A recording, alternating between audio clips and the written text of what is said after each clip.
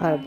তাহলে চলুন, স্বামী ছাড়া অন্য কোনো পরপুরুষের সাথে অবৈধভাবে শারীরিক সম্পর্ক করা স্পষ্ট হারাম। এই বিষয়ে কোরআন এবং হাদিস কি বলে?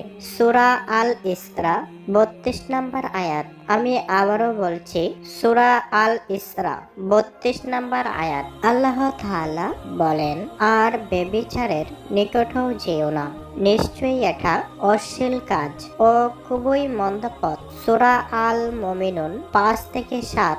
আমি আবারও বলছি, সূরা আল মুমিনুন ৫ থেকে ৭। আল্লাহ তাআলা বলেন, এবং যারা নিজেদের ওই চাহিদাকে সংযত রাখে, তবে তাদের স্ত্রী ও দাসীদের ক্ষেত্রে ভিন্ন কথা। দাসী কাকে বলে এই বিষয়ে আমি অন্য একটি ভিডিও দেব।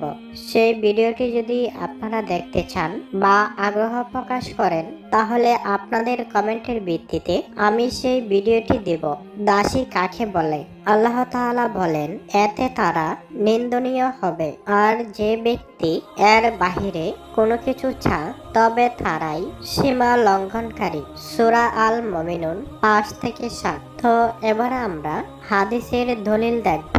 সহিহ মুসলিম শরীফের হাদিস ১০০৬। আমি আবারও বলছি, সহিহ মুসলিম শরীফের হাদিস ১০০৬। হাদিস শরীফে এসেছে, নবী করিম সাল্লাল্লাহু আলাইহি ওয়াসাল্লাম বলেন, একজন পুরুষ যখন তার স্ত্রীর সঙ্গে সহবাস করে তখন এটা সওবের কাজ হয়। তখন সাহাবীরা বলেন, হে আল্লাহর রাসূল, আমরা কি সহবাস করেও সওয়াব পাবো? তখন তিনি বলেন, তোমরা যদি হারাম ভাবে করো তবে কি গুনাহ হতো না? ঠিক তেমনি ভাবে বৈধভাবে করলে তা সব হবে। সহিহ মুসলিম ১০০৬। ২ নম্বর হাদিস সহিহ বুখারী ২৪৭৫।